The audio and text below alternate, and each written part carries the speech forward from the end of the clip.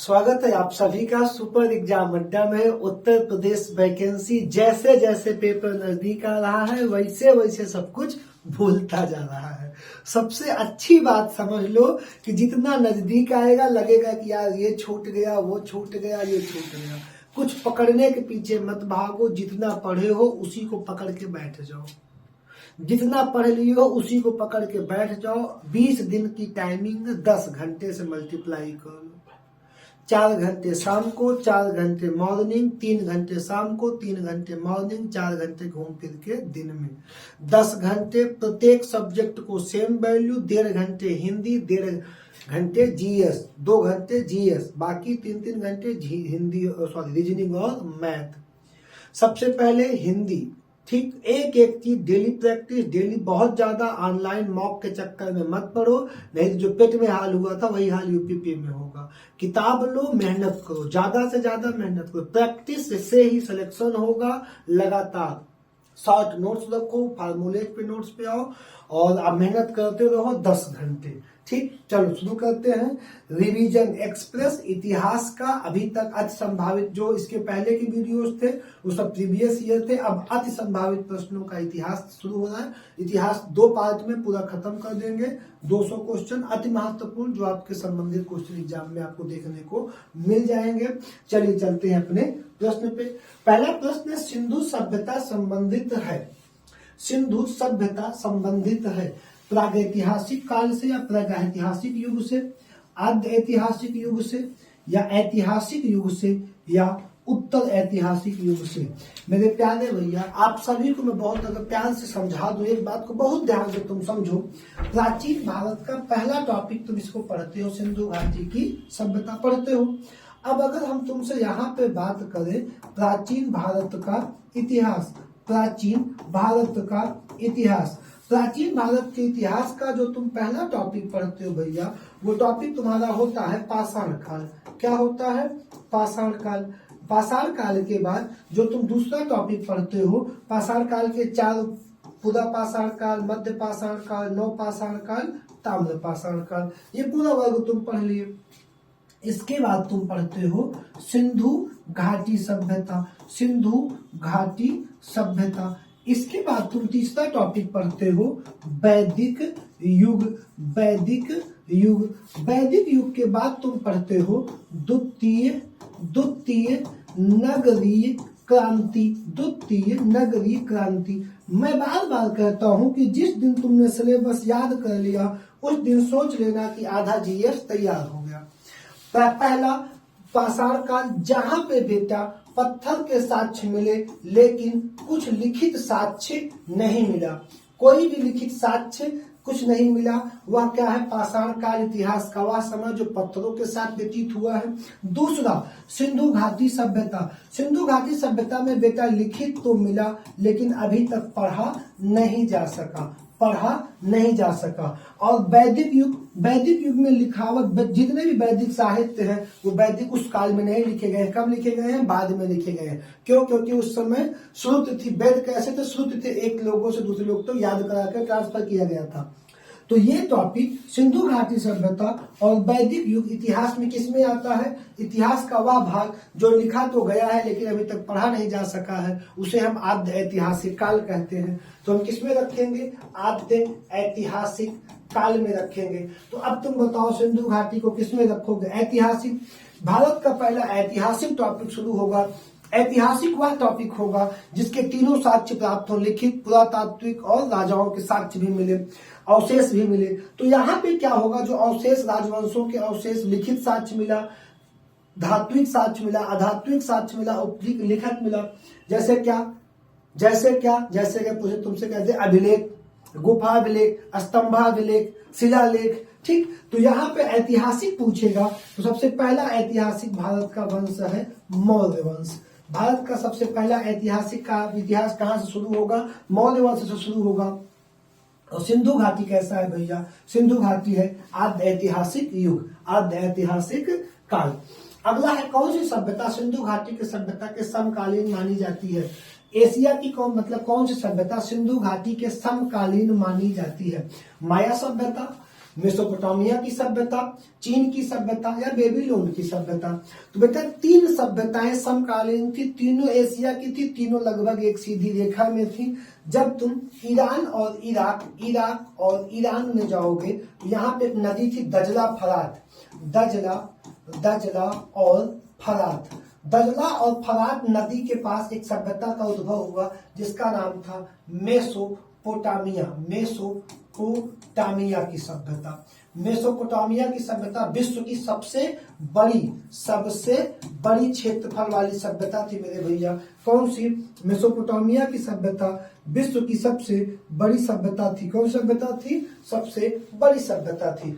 दूसरी सभ्यता, उसी सीधी लाइन में चलोगे तो सिंधु नदी के तट पे बेटा, सिंधु व उसकी सहायक नदी के तट पे एक सभ्यता पनपी जिसका क्या नाम है? सिंधु घाटी की सभ्यता। एक सभ्यता कुछ समय बाद एशिया में और पनपी बेटा जिसका नाम है चीन में पनपी। पीली नदी के तट पे एक सभ्यता पनपी जिसका नाम है हांगहो की सभ्यता। क्या नाम है भैया? हांगहो की सभ्यता।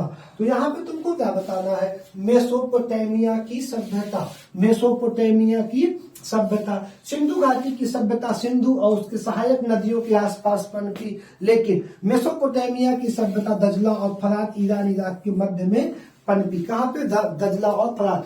विश्व की सबसे प्राचीनतम सभ्यताओं की जब बात करेगा तुमसे, तुम कहोगे मेसोपोटामिया की सभ्यता। विश्व की सबसे बड़ी सभ्यताओं की जब तुमसे बात करेगा क्षेत्रफल में, तुम कहोगे मेसोपोटामिया की सभ्यता। नहीं आता यूपीपी में। भारत की सभ्यता क्या? सिंधु घाटी सभ्यता। ठीक। अगला प्रश्न, हड़प्पा नगर की खोज किसने की थी? अब यहाँ पे बेटा तुमसे आएगा हड़प्पा नगर की खोज। मेरे प्यारे भैया, जितने लोग यहाँ पे सिंधु घाटी की सभ्यता पढ़ रहे हो, सिंधु घाटी की सभ्यता जितने लोग यहाँ पे पढ़ रहे हो, मैं तुमसे बार बार कहता हूँ सिंधु घाटी में कुछ ऐसा तुमको नहीं पढ़ना है। ध्यान से समझो कि 1921 में बेटा इसका काम शुरू किया गया, इस पे उत्खनन शुरू किया। किसने शुरू करवाया? जॉन मार्शल ने शुरू करवाया। किसने शुरू करवाया लल्ला? जॉन मार्शल ने। अभी तुम ध्यान से बताओ यार कि जॉन मार्शल ने 1921 में उत्खनन शुरू करवाया। कब शुरू करवाया? 1921 में। अब सबसे पहला स्थल था हड़प्पा। कौन सा था? हड़प्पा। कौन सा था? हड़प्पा था। हड़प्पा का उत्खनन कब शुरू हुआ? 1921 में शुरू हुआ। 1921 से जॉन मार्शल जी जो डायरेक्टर थे, काम करते करते 1931 तक आ गए। तब तक इस सभ्यता का कोई नामकरण नहीं हुआ है। नामकरण नहीं हुआ था। कब तक? 1931 तक। लेकिन 1931 में जॉन मार्शल से ब्रिटिश सरकार ने कहा कि आप जिस संस्था पे, जिस सभ्यता पे, जिस उपकरण में पैसा लगा रहे हैं उसका नाम क्या है? तो इन्होंने उसका नाम रखा, क्योंकि 1931 तक जितने बड़े स्थलों उत्खनन हुए थे वो सब सिंधु या उनकी सहायक नदियों के तट पे थे। इन्होंने बेटा तुरंत उसका नाम क्या रख दिया? सिंधु घाटी की सभ्यता। सिंधु घाटी की सभ्यता। अब मैं क्लास नहीं पढ़ा रहा हूँ लेकिन क्वेश्चन के साथ रिवीजन करा। देखो ध्यान से, नाम क्या रखा? सिंधु घाटी की सभ्यता। सिंधु घाटी का नामकरण कब हुआ? 1931 में। सिंधु घाटी का नामकरण कब हुआ? 1931 में हुआ। अब इसका पहला नाम सिंधु घाटी की सभ्यता जो रखा किसने? दयाराम साहनी ने, सॉरी जॉन मार्शल ने रखा। अब इसका दूसरा नाम हड़प्पा सभ्यता। हड़प्पा सभ्यता क्यों? क्योंकि ये सबसे पहला स्थल था जो उत्खनन किया गया। इसका दूसरा नाम कांस्य युगीन सभ्यता। कांस्य युगीन सभ्यता क्यों कहा जाता है? क्योंकि यहाँ के लोगों ने ताम्र पाषाण काल से तांबा और टिन को मिला के क्या बनाते थे? कांसा बनाते थे। तांबा एक सॉफ्ट धातु थी और कांसा एक मजबूत धातु बन गई। ठीक ना? तांबा क्या बन गई? एक मजबूत धातु बन गई। तो सिंधु घाटी सभ्यता, हड़प्पा सभ्यता, कांस्य युगीन सभ्यता, और इसी का एक नाम है आद्य ऐतिहासिक काल। इसका उत्खनन का निर्देशक कौन था? निर्देशक तुम बताओगे जॉन मार्शल। अगर पूछे सिंधु घाटी का निर्देशक, जॉन मार्शल। पूरे ओवरऑल सिंधु घाटी का निर्देशक जॉन मार्शल। अब क्या है, मामला क्या था? एक ऐसा इतिहास, बात को समझो, जिसके बारे में चार्ल्स ने बताया 1853 में कि भैया यहाँ पे कोई सभ्यता निवास करती थी। अलेक्जेंडर कनिंघम नामक व्यक्ति आए जिन्होंने कहा कि हड़प्पा के सबसे पहले सर्वे किसने किया, अलेक्जेंडर कनिंघम ने किया, लेकिन वो छोड़ के चले गए। तो पहला प्रश्न तुम्हारे लिए बनेगा कि वह कौन सा व्यक्ति था जो सिंधु घाटी सभ्यता के महत्व को नहीं समझ पाया। तुम कहोगे अलेक्जेंडर कनिंघम, या लिखा रहेगा ए कनिंघम, तुम उसको क्या कर दोगे, आगे लगा दोगे। फिर काम करने आए कौन, जॉन मार्शल आए। और जॉन मार्शल आए तो अब जया तुम अंग्रेजी बोलोगे, हम हिंदी बोलेंगे। और 1931 की बात कर रहा है, बात को समझो क्या था, हम अंग्रेजी बोले तो अब गांव में एक व्यक्ति, उस समय गांव में ग्राम पंचायतों में पद हुआ करता था, क्या होता था, राय बहादुर एक उपाधि थी अंग्रेजों की।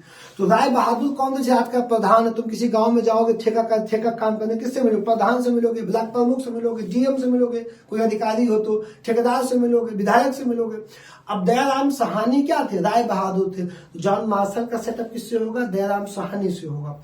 पूरी सभ्यता का निर्देशक कौन है, जॉन मार्शल। लेकिन अब जैसे एक स्थान, 2 स्थान, 3 स्थान, यह गांव में वह गांव में, तो हर जगह तो एक आदमी खोजेगा नहीं। तुम्हें पूरा ओवरऑल इसका परिचय हो गया। सभ्यता कहां तक फैली है, सबसे उत्तरी स्थल जम्मू कश्मीर के मांडा में, सबसे दक्षिणी स्थल महाराष्ट्र में, उत्तर प्रदेश में, पाकिस्तान के बलूचिस्तान प्रांत में। ये पॉइंट आपको क्लियर हो गया चारों। ये पूर्वी पश्चिमी उत्तरी दक्षिण क्लियर हो गया ना। अब बातों को समझो, 1931 में एक सभ्यता खोदी जा रही है। 1931 में जब भारत में पीने के लिए पानी पीने के लिए नल की व्यवस्था नहीं थी। 31 में इतने कुएं थे, एक आध नल किसी गांव में रहा होगा या नहीं रहा होगा, कुएं से जल पिया जाता था। लेकिन ये कब की बात कर रहा है, उस समय से 4500 साल पहले की, 2500 बीसी की, 2000 प्लस 2500 जो बीत चुका है। तो कुएं बहुत कम थे, पानी पीने का साधन क्या था, नदी, झील व झरने। तुमसे क्या पूछेगा, अगर मैं तुमसे कहूं क्या पूछेगा, पूरी 10 स्थल बड़े बड़े हैं, 4 पाकिस्तान के, 6 भारत के। भारत के जो भी स्थल हैं, जम्मू के नीचे पंजाब के नीचे हरियाणा के नीचे राजस्थान के नीचे गुजरात के नीचे महाराष्ट्र, उत्तर प्रदेश इसी राज्यों में फैली है, पाकिस्तान में फैली है। और 2 स्थल अफगानिस्तान में चला गया, तो 3 देश में स्थल हो गया सिंधु घाटी का, हो गया ना। 3 देश में यूपी के 6 स्टेट हो गए, ठीक है। किसी ना किसी नदी के तट पे होगा, पहला क्वेश्चन यही बनेगा। उसका खोज किसने किया, उस सभ्यता का खोज किसने किया, तुमको दूसरा प्रश्न पूछेगा। तो अभी रफ उठाओ, स्क्रीनशॉट लग जाएगा, या रखो कि उसका यहाँ पे मैं ले आके किसी किताब का फोटो खींच के 1.5 घंटा तुमसे बकवास कर लूंगा। देखो यार, मैं चूतिया बनाने काम नहीं करता हूँ। फिर बता दूं, किसी कोचिंग के तड़ नहीं होती कि बच्चों का चयन करा दे। बच्चा चयनित होगा अपने बल से। हम लोग एक मार्गदर्शक होते हैं, क्योंकि हम 10 बार फेल हैं, तुमको एक रास्ता बता सकते हैं क्या पढ़ो। दुकान चमकाने वाला काम करने होता तो रोज सुबह हम भी अपने चैनल पे सिर्फ करंट अफेयर हर साल पढ़वाते। अब है उसका समय, हम दुकान चमकाने, जो बताएंगे साफ बताएंगे, नहीं समझ में आएगा मत पढ़ो, एक समय हम आएंगे समय पे अपने। तुमको समझाता हूं ना, 20 दिन बचा है, 20 दिन को 10 से मल्टीप्लाई करके पढ़ डालो। खोने को कुछ नहीं है तुम्हारे पास, और जो 20 दिन में छोड़ के चला जाए, इससे अच्छा क्या है, तुम आदमी पहचान कर लिए। और पाने को संसार है, तुम अपने माता पिता को, मध्यम वर्ग का बच्चा, देखो यार, पुलिस की नौकरी, आईएएस की नौकरी नहीं है, और 20 दिन में आईएएस की नौकरी मिलबो नहीं करती, 20 दिन पढ़ के पा जाओगे। लेकिन तुम्हारे माता पिता एकदम चौड़िया के गांव में घूमेंगे, लड़का सिपाही है, और स्प्लेंडर पल्सर बुलेट लेंगे, बियाह में लिखवाएंगे पुलिस।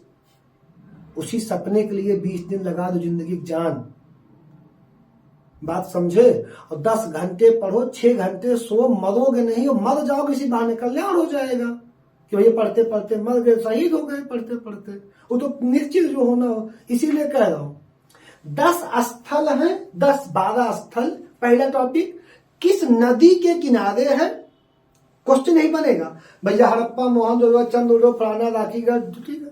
नदी, पानी पिएंगे, किसी नदी किनारे है। दूसरा पॉइंट, मैं क्लास पढ़ाऊंगा, इस चक्कर मत लेने कि अभी इतना समय नहीं है कि इतिहास यूट्यूब पे पढ़ाने आओ। किसी नदी के बगल है, नदी का नाम कौनो आदमी खोदे होगा, उत्खनन कोई खगा खोदे उसको, कोई खुदाया होगा, खड़ा होगा, सब जगह जान मार्शल है, बने पापा परी जैसे उड़ रहे सब जगह, नहीं रह जाएंगे यार, तुम खुद सोचो बात को। तो कौनो खुदवाया होगा तो उत्खनन करता, और कौनो कौनो स्थल होगा कि केहू खोजे हुए और केहू खुदवाए हुए। बात समझा ना, बहुत ध्यान से बात हमारा समझ जाएगा। अब बात समझो, यहाँ पे जॉन मार्शल है, 10 स्थल है। क्या पूछा, हड़प्पा नगर की खोज किसने की? तो हड़प्पा के उत्खनन करता, खोज करता, दोनों कौन? दयाराम साहनी हो जाएंगे। राय बहादुर दयाराम साहनी कौन हो जाएगा? दयाराम साहनी हो जाएंगे।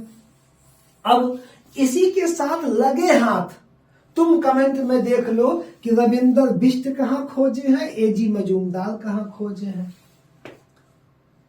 बात समझे? चलो ये हो गया क्वेश्चन। चलो अगला प्रश्न देखो।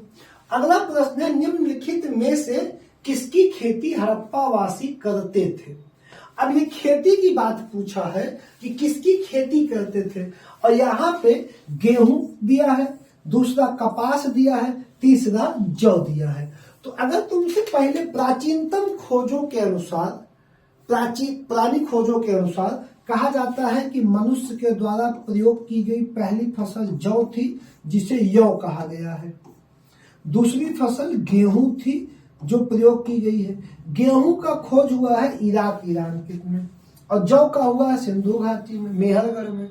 अब लेकिन नवीनतम जो बेटा खोज है, अति नवीनतम जो खोज है, वो कहते हैं यूपी के संत कबीर नगर में एक जगह है लहुरा देव, लहुरा देव। यहाँ पे 8000 BC इनकी खोज क्या है? इन दोनों की 7000 BC, 7000 BC, और इनकी खोज क्या? 8000 BC। चावल का साक्ष्य मिला है। अगर वो क्वेश्चन पूछा कि नवीनतम खोजों के अनुसार प्राचीनतम सबसे पुराना साक्ष्य कहाँ मिला, तुम कहोगे लहुरा देव, मतलब यूपी संत कबीर नगर, लहुरा देव में चावल। लेकिन अगर नॉर्मली पूछा कि अन्य का साक्ष्य पहले कहाँ मिला, तो तुम कहोगे मेहरगढ़। मेहरगढ़ पाकिस्तान में किसका साक्ष्य मिला था? जौ का। ठीक, जौ का। अभी तीनों की खेती लोग करते थे। तुम यहाँ पे क्या चीज कर दोगे बेटा? इनको तीनों का ज्ञान था, तो ये सभी करके आगे बढ़ जाओगे। अगला क्या है? हड़प्पा कालीन स्थल लोथल किस नदी के तट पर है? लोथल किस नदी के तट पर है? तो तुम पहले बता दो। यहाँ पे सिंधु नदी दी है, घग्गर दी है, रावी दी है, भोगवा दी है। अब जानते हो लोथल है गुजरात में, गुजरात में क्या है? लोथल बंदरगाह है, बंदरगाह है। लोथल की कहानी क्या है? समझो बात को। लोथल नगर में क्या था? दरवाजे सड़क की तरफ खुलते थे, ये पहला स्थल था, और सभी नगरों के दरवाजे सब पीछे की तरफ खुलते थे। ठीक, ये नगरी था, ये नगर था, ये व्यापारिक नगर था। कौन था? लोथल। अब तुम समझो, गुजरात में सिंधु गुजरात में बहती नहीं, घग्गर गुजरात में बहती नहीं, रावी बहती नहीं, पंजाब हिमाचल बहती है, घग्गर राजस्थान बह जाएगी, हिमाचल राजस्थान, उत्तराखंड राजस्थान, और सिंधु आपको पता है बहेगी नहीं। तो बचा कौन? भोगवा। भोगवा नदी कहाँ बहती है? राजस्थान में। और नदी कौन सी हो जाएगी? भोगवा हो जाएगी भैया। निम्न में से किस स्थान के उत्खनन में तांबे की मुहरें मिली? सिंधु घाटी सभ्यता के किस स्थान के उत्खनन में तांबे की मुहर मिली? लोथल में, राखीगढ़ में, कालीबंगा में, या हड़प्पा में? अगर यही मुहर तांबे की जगह बेटा लगाता कि मुहर मिली, या सिर्फ मुहर मिली, या सबसे ज्यादा मुहर मिली, अन्य देशों की मुहर मिली, विश्व की मुहर मिली, अलग अलग मुहर मिली, तब तुम कहते लोथल, क्योंकि ये व्यापारिक राजधानी थी, यहाँ से व्यापार होता था, आयात निर्यात होता था। लेकिन इसने कहा तांबे की मुहर मिली, तो तांबे का प्राचीनतम साक्ष्य हमको कहाँ मिला था? किसमें? हड़प्पा में मिला था। कहाँ मिल जाएगा बेटा? हड़प्पा हमारा क्या हो जाएगा? सही आंसर हो जाएगा। अगला प्रश्न क्या है? निम्न स्थानों में किस एक स्थान पर, निम्न स्थानों में किस एक स्थान पर सिंधु घाटी सभ्यता से संबंध विख्यात वृषभ मुद्रा प्राप्त हुई? कौन सी मुद्रा प्राप्त हुई? वृषभ मुद्रा प्राप्त हुई। बैल आकृति की, बैल की आकृति छपी हुई मुद्रा कहाँ से प्राप्त हुई थी? तुम कहोगे मोहनजोदड़ो से प्राप्त हुई थी। कहाँ से प्राप्त हुई थी? मोहनजोदड़ो से प्राप्त हुई थी। अगला प्रश्न, बिना दुर्ग का एकमात्र सिंधु घाटी का नगर कौन सा था? अब यहाँ पे आ गया एक शब्द दुर्ग। ठीक, बिना दुर्ग का नगर कौन सा है? पहला ऑप्शन है कालीबंगा, दूसरा ऑप्शन है हड़प्पा, तीसरा ऑप्शन है मोहनजोदड़ो और चौथा ऑप्शन है चंद उदड़ो। तो अब आपको बताना है कौन सा स्थल बिना दुर्ग के था। दुर्ग का क्या सीन था बेटा? जैसे ये हमारा एक, देखो ये है क्या, ये है पूरब, ये है पश्चिम, ये है उत्तर और ये है दक्षिण। ठीक, अब यहाँ पे सिंधु घाटी सभ्यता के लोग क्या करते थे, नगरों को इस स्लॉट में रखते थे, पूर्वी और पश्चिमी, पूर्वी और पश्चिमी। पूरब साइड की कुछ मिट्टी निकाल के कहाँ डालते थे, इधर यहाँ पे ऐसे भीट टाइप का ऐसे ये बना देते थे, ऐसे ऊंचा सा ऊंचाई कर देते थे, यहाँ काफी ऊंचाई कर दिए। अब ये क्या माना गया, ये बन गया ऊंचाई बन गया। अब नगर दो भाग में विभाजित हो गया, एक हो गया ऊपर, एक हो गया नीचे। यहाँ पे बहुत सारे घरों के साथ मिले, छोटे छोटे बहुत बस्तियों के साथ मिले, तो कहा गया यहाँ पे जनता रहती थी। यहाँ पे कुछ सेलेक्टेड घरों के साथ मिले, यहाँ पे किसके साथ मिले, बड़े बड़े 2-4 लोगों के साथ मिले। तो यहाँ पे कहा गया कि यहाँ पे प्रशासक लोग निवास करते थे। अब ये क्या हो गया, एक हो गया दुर्ग और एक हो गया सामान्य, एक हो गया किला, ठीक, एक हो गया सामान्य। तो जितने भी नगर थे सब दो भागों में क्या थे, बटे हुए थे। लेकिन एक नगर था धौलावीरा, जो कितने भागों में विभाजित था, 3 भागों में। कितने भागों में, 3 भागों में विभाजित था। ये भी क्वेश्चन में आता है बहुत ज्यादा। यहाँ पे कह रहा कौन सा दुर्ग है कौन सा जहाँ दुर्ग है ये नहीं है, तो तुम कहोगे चंद उदड़ो। चंद उदड़ो एक ऐसा स्थान था बिना दुर्ग का, एकमात्र सिंधु घाटी का नगर कौन सा था, चंद उदड़ो, जहां पे बेटा दुर्ग नहीं था। क्या नहीं था, दुर्ग नहीं था। अगला प्रश्न, सिंधु सभ्यता के निम्न शहरों में से कौन सा एक जल प्रबंधन के लिए जाना जाता था? कौन सा एक जल प्रबंधन के लिए जाना जाता था? सिंधु सभ्यता के निम्नलिखित में से शहरों में से कौन सा एक जल प्रबंधन के लिए जाना जाता था? लोथल, मोहनजोदड़ो, हड़प्पा व धौलावीरा। ठीक, तो मैं आपको बता दूं बेटा, जितने भी सिंधु घाटी सभ्यता के शहर थे, सब में सबसे बेहतर जो व्यवस्था थी जल प्रबंधन, जल निकासी की व्यवस्था। सिंधु घाटी की 2 सबसे बेहतर व्यवस्था थी, एक सड़क, दूसरी जल निकासी। नालियां पक्की, उनके ऊपर पत्थर से ढकी हुई, उसके बगल पक्की सड़कें, सबसे बेहतर व्यवस्था थी। लेकिन इनमें सबसे बेहतर किसकी जल निकासी थी, तो धौलावीरा की। अगर पूछा कि सबसे बेहतर जल संसाधन व्यवस्था प्रबंधन कहाँ पे था, तुम कहोगे धौलावीरा पे, जो क्या था, जो 3 भागों में विभाजित एक स्थल था। बाकी सब कितने में थे, 2 भागों में, पूर्वी पश्चिमी भागों में विभाजित एक स्थल हो जाएंगे। ठीक है, अगला प्रश्न हमारा क्या है? अगला प्रश्न है, निम्न में से कौन सिंधु घाटी सभ्यता की प्रमुख धरोहर है? कुबर वाला शान, पशुपति शिव की मूर्ति, विशाल स्नानागार या उपरोक्त सभी। तो बेटा गाय के साक्ष्य तो मिले नहीं है, लेकिन कुबर के बैल के साक्ष्य मिले हैं। ये प्रश्न आपको असंभावित टाइप में है, ये डिक्टो नहीं है, ऐसी चीजें हैं। पशुपति शिव की मूर्ति भी प्राप्त हुई है और विशाल स्नानागार तुम्हें मोहनजोदड़ो से प्राप्त हुआ है। इसमें तीनों इसकी विशेषताओं में शामिल होंगी। हम क्या टिक करेंगे, उपरोक्त सभी। क्या टिक कर देंगे, उपरोक्त सभी टिक कर देंगे। अगला प्रश्न, आरंभिक वैदिक काल में वर्ण व्यवस्था आधारित थी। ठीक, टॉपिक क्या शुरू हो गया बेटा, वैदिक काल। वैदिक काल समय क्या है भाई बता दू, 1500 से 600 पूरे वैदिक काल का। वैदिक काल को कितने भागों में बांटोगे, 2 भाग में, पूर्व वैदिक काल, पश्चिम वैदिक, सॉरी पूर्व व ऋग वैदिक काल, ऋग वैदिक काल। यहाँ पे उत्तर वैदिक काल, उत्तर वैदिक काल, उत्तर वैदिक काल। समय भी बांटोगे, जल्दी से बांट लो समय। यहाँ पे क्या होगा, 1500 से 1000, यहाँ पे क्या होगा, 1000 से 600, 1000 से 600।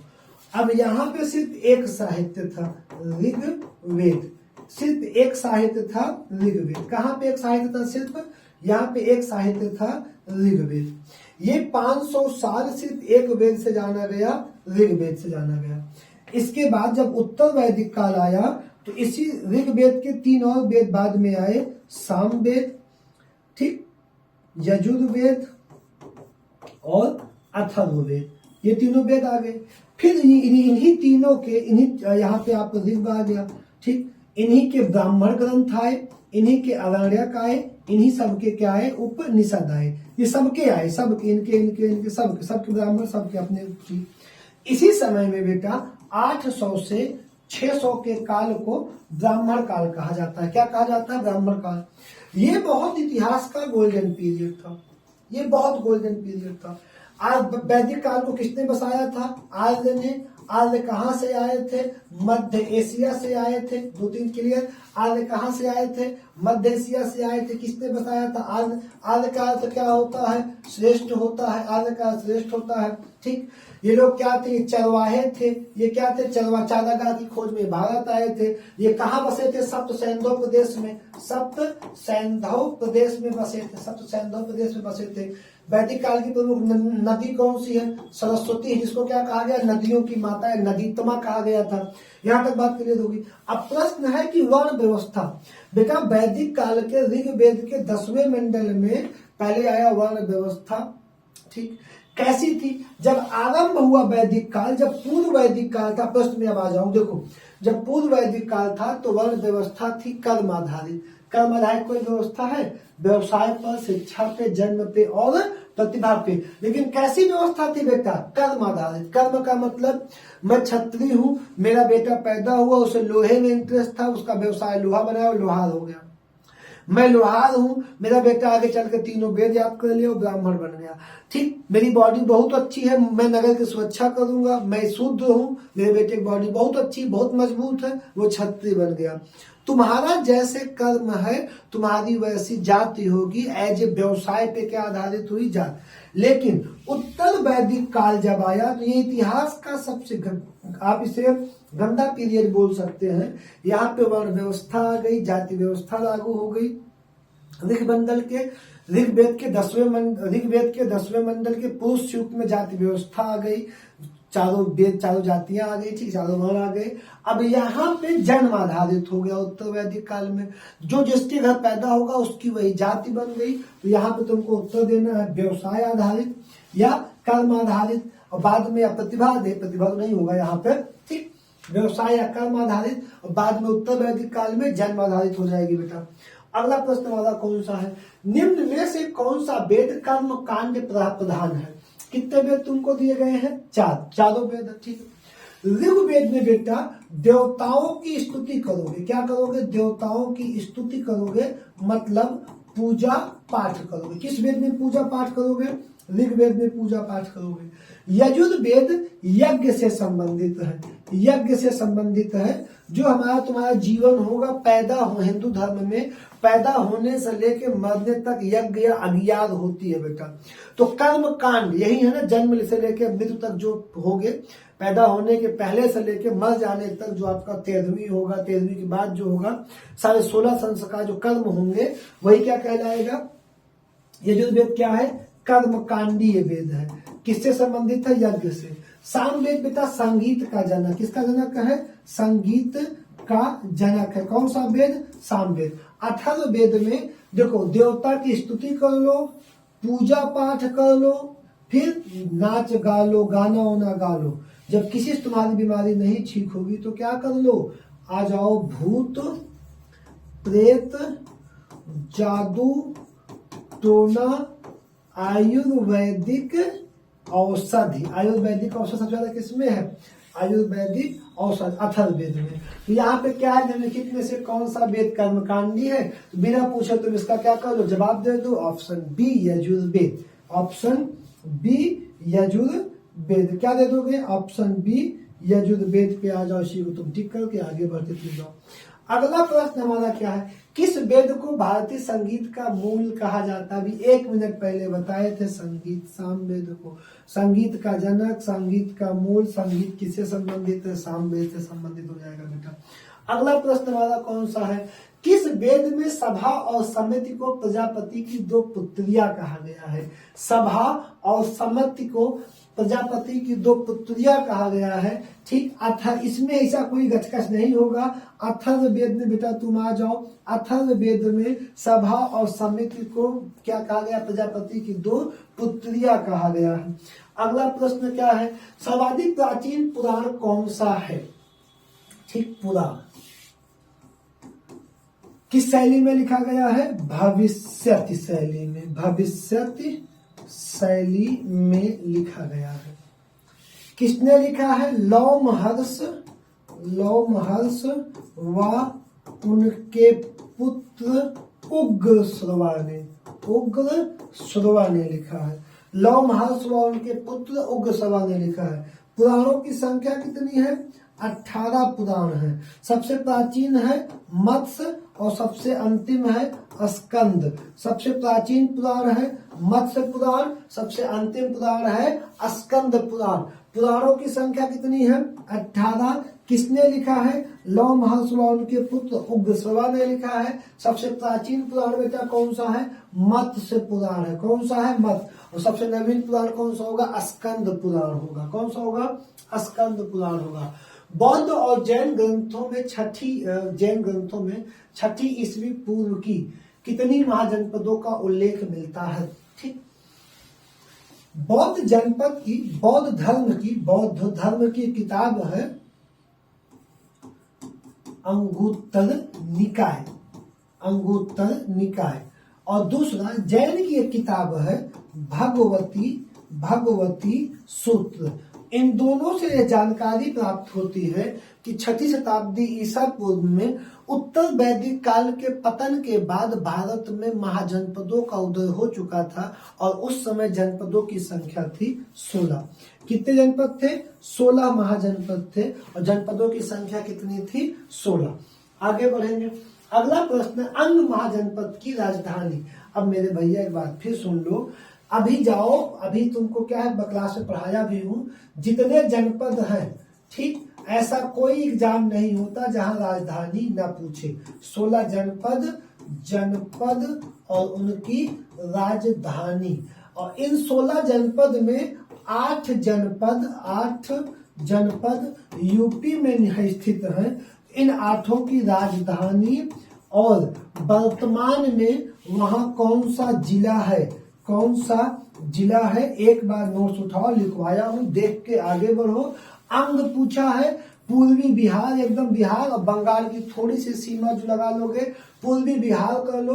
अंग की राजधानी हो जाएगी चंपा। अंग की राजधानी हमारी बेटा क्या हो जाएगी? अंग की राजधानी हो जाएगी चंपा। ठीक, अंग की राजधानी चंपा। अगर आप दशरथी पढ़े होंगे तो यही अंग जनपद थी जिसका मुकुट कर्ण के सिर पे रखा था किसने? दुर्योधन ने, अंग देश का। ठीक, यही अंग था जो कहाँ है? एकदम पूर्व के बिहार मुंगेर जनपद में। और वहां पे क्या था? बंगाल की हल्की फुल्की सीमा लग रही है, ठीक, बॉर्डर है बंगाल बिहार का। जैन धर्म के प्रथम तीर्थंकर एवं प्रवर्तक कौन थे? जैन धर्म कुल कितने तीर्थंकर थे? 24 तीर्थंकर थे। बहुत सारी कोचिंग वाले 24 का नाम याद करा रहे हैं। कितना याद होगा तुम सोचो यार। तुम डाटा दे देने से, लिख लेने से गेम नहीं बनेगा। बहुत टफ होता है यार एग्जाम। देखो, जैसे जिस चीज से क्लियर नहीं आएगा, जहां क्लियर है वहां काम करो। अब इसी 20 दिन में कोनो लड़के में जीएस पढ़त आईएएस वाला पढ़ने लगे है। हम देखते हैं लाइब्रेरी किताब, हम देखते हैं सबकी, पढ़ना शुरू करेंगे तो आईएएस वाली पढ़ने लगेंगे, फिर 4 दिन बाद ठंडा जाइए। लिमिट इतना डीप मत पढ़ो कि यह खो जाए वह खो जाए। जो आए वही पढ़ो, एकदम लेवल में। संशोधन 200 संशोधन याद कर लिया, 3 दिन संशोधन पढ़ा। भैया संशोधन से एक प्रश्न आए, वो फिक्स ना आए कि नहीं आए संविधान के। प्राचीन भारत से एक 5 प्रश्न कुल इतिहास से आवे, प्राचीन से एक आए या ना आए, कोनो भैया फाइनल नहीं। बात समझा क्या? समझा हमारा? ठीक, एक सेकंड रुको। ठीक, फोन आ गया था यार। अब देखो, जैसे जैन धर्म के तुमसे बात कर रहे हैं, कुल कितने तीर्थंकर थे? 24। कुल तीर्थंकर कितने थे? 24 तीर्थंकर थे। अब 24 तीर्थंकर में पहला तीर्थंकर कौन है? ऋषभदेव। पहला तीर्थंकर कौन है? ऋषभदेव, जिनका संबंध कहां से है? अयोध्या से था, अयोध्या से था। ठीक, अब उसके बाद 24वें तीर्थंकर कौन है? महावीर स्वामी। दूसरा प्रश्न यहां से बनेगा, महावीर स्वामी। पहले ऐतिहासिक तीर्थंकर कौन है? जो 23वें हैं, पार्श्वनाथ। पहले ऐतिहासिक तीर्थंकर कौन है? पार्श्वनाथ है। तो ये 23वें हैं, ये पहले हैं, ये 24वें हैं। वास्तविक किसे कहा जाता है? 24वें को वास्तविक कहा जाएगा। ये पहले है, ये 23वें है। प्रथम ऐतिहासिक किसे कहा जाएगा? पार्श्वनाथ को कहा जाएगा। अब एक बात और समझो, एक विवाद है जैन धर्म में, जब आपस बाद में बंटवारा होगा ना श्वेतांबर दिगंबर में, तो जो 19वें तीर्थंकर है, 19वें, उनका नाम है मल्लिनाथ। तो इन्हीं के नाम के कारण ये लोग ऐसा कहते हैं, कुछ इसमें क्या कहते हैं कि महिला तीर्थंकर थे, और एक वर्ग कहता है नहीं महिला तीर्थंकर नहीं थे।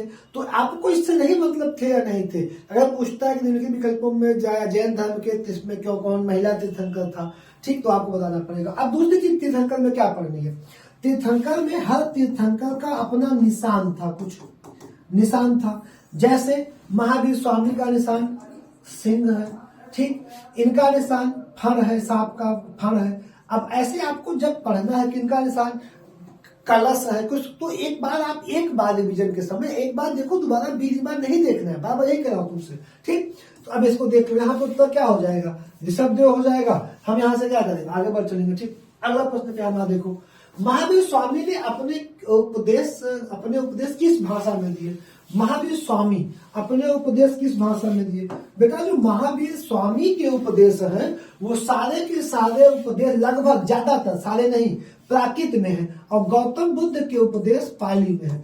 गौतम बुद्ध के ज्यादातर उपदेश पाली भाषा में है, और महावीर स्वामी के ज्यादातर उपदेश प्राकृत भाषा में है, ठीक। प्राकृत गौतम बुद्ध पाली, महावीर स्वामी प्राकृत। भगवान महावीर स्वामी की प्रथम शिष्य कौन था।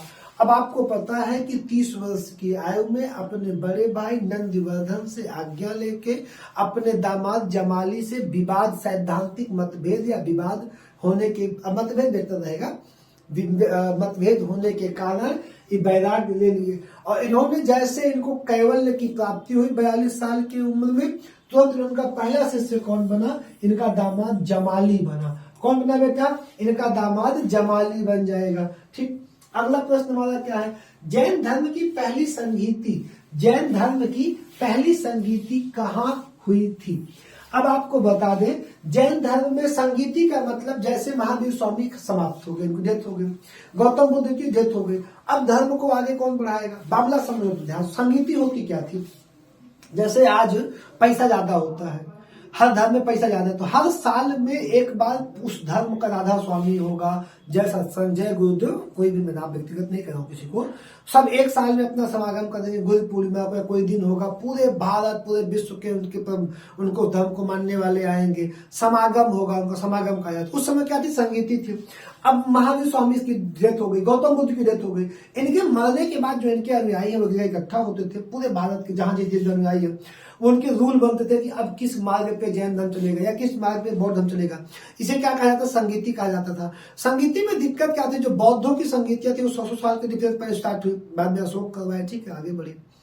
संगीति में दिक्कत क्या होती थी बेटा, कि बहुत बड़ा पैसा लगता था, बहुत ज्यादा पैसा लगता था। पहले दिक्कत तो थी, खाना, इतने भिक्षुक, इतने धर्म के प्रवर्तक आते थे, तो कोई ना कोई राजा उसको फाइनेंस करता था, कोई राजा संगीति को करवाया करता था। तो जैसे जैन धर्म की पहली संगीति हुई कहां पे, तो जैन धर्म में कुल कितनी संगीति हुई है, जैन धर्म में कुल संगीति हुई है 2। एक हुई है पाटलिपुत्र में, दूसरी हुई वल्लभी गुजरात में। पहली संगीति हुई है पाटलिपुत्र में, और दूसरी संगीति कहाँ हुई, वल्लभी, यहाँ पे दूसरी हुई है, यहाँ पे पहली हुई है। ये पहली संगीति है, ये दूसरी संगीति है, वल्लभी गुजरात में हुई, ठीक है। अब जैसे अगर तुमको आगे बौद्ध होगा नहीं, मैं बता दूंगा बौद्ध की संगीति क्या है। अब आगे आ गया, बुद्ध का जन्म कहाँ हुआ है। बुद्ध का जन्म लुम्बिनी में हुआ है, बच्चों को पता है, उसमें कुछ खास नहीं है। लेकिन खास क्या है, क्वेश्चन दिया कि बुद्ध का जन्म और मृत्यु क्रमशः बताइए। तो आगे option A, option B, option C, option D, आगे जन्म पीछे मृत्यु, आगे जन्म पीछे मृत्यु, आगे जन्म, ये आपको ध्यान रखना है। यही घटना, क्वेश्चन चेंज होगा तो किसके साथ होगा बेटा, यही घटना होगा महावीर के साथ। यही घटना आधुनिक भारत में गांधी के साथ होती है, यही घटना आधुनिक भारत में BR अम्बेडकर के साथ होती है। तो ये चीजों को आपको ध्यान रखना है, कुछ लोगों का विशेष। मेरी बात को समझ गए ना। अब यहाँ पे पूछा कि लुम्बिनी में होगा, लुम्बिनी छोड़ के आगे बढ़ जाओ, कुछ करना ही नहीं तुमको। अगला क्या है, भगवान बुद्ध ने अपना पहला उपदेश कहाँ दिया था। अब भगवान बुद्ध ने अपना पहला उपदेश कहाँ दिया, हर, ये सबसे आसान क्वेश्चन है, शायद यूपी पुलिस का सबसे ज्यादा आसान प्रश्न क्या है कि भगवान बुद्ध ने अपना पहला उपदेश कहाँ दिया था। जैसे मैं तुमको बताता हूँ, ठीक, बुद्ध को ज्ञान कहाँ मिला, गया में। कहाँ मिला, गया में। गया में बुद्ध को जब ज्ञान मिला तो ज्ञान मिलने के पहले बुद्ध क्या किए बेटा, देखो इनके साथ 4 ब्राह्मण भिक्षुक भी क्या कर रहे थे, ज्ञान की तपस्या कर रहे थे। कितने ब्राह्मण भिक्षुक, 4। इनके साथ 4 ब्राह्मण भिक्षुक भी तपस्या कर रहे थे। लेकिन आपने सुना होगा कि सुजाता नामक कन्या के हाथों से खीर खा के गौतम बुद्ध ने अपनी तपस्या भंग की, दोबारा तपस्या पे बैठे।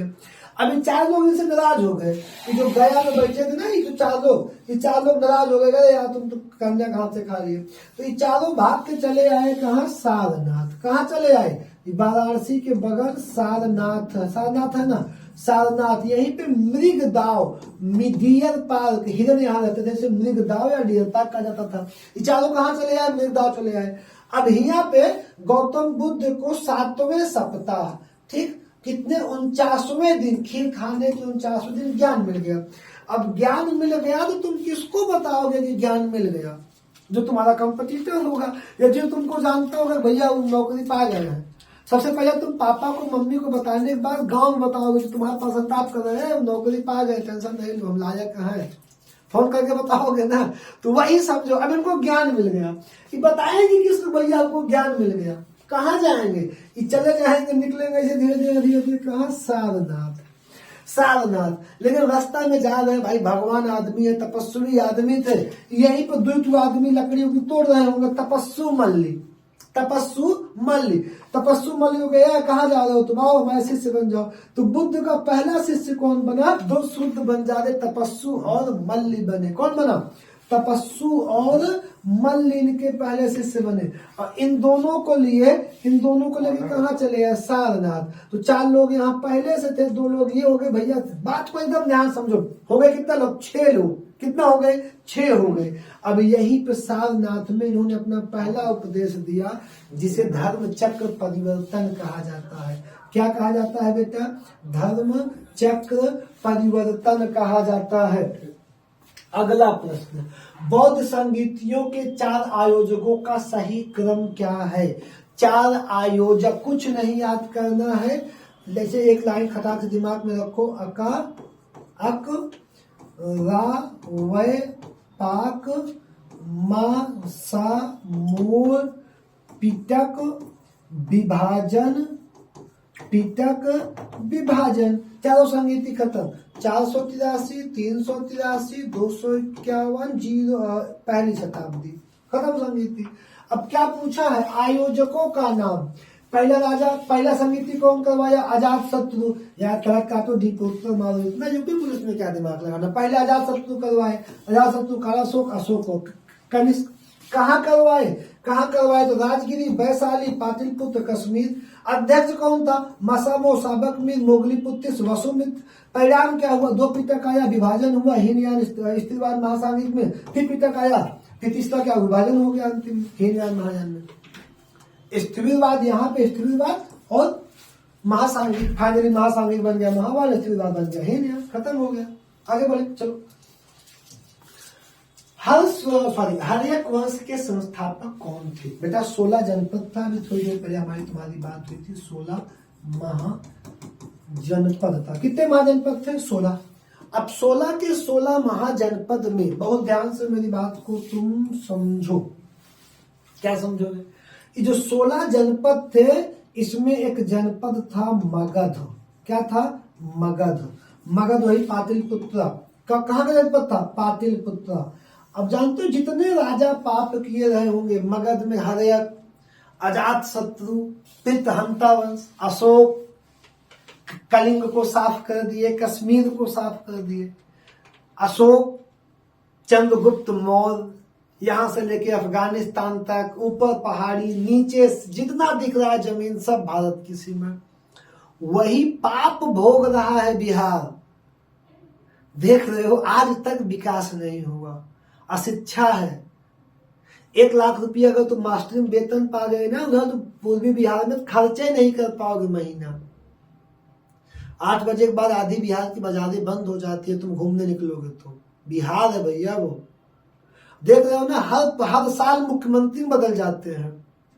9वीं बार मुख्यमंत्री शपथ लिए। एक को मतलब 5 साल के कार्यकाल में 5 बार शपथ। ऐसे रिकॉर्ड बनाएंगे तो हो जाएगा कि भारत का 100 बार मुख्यमंत्री का शपथ लेने वाला व्यक्ति तुम कहोगे फलाने कुमार, कहोगे कि नहीं कहोगे?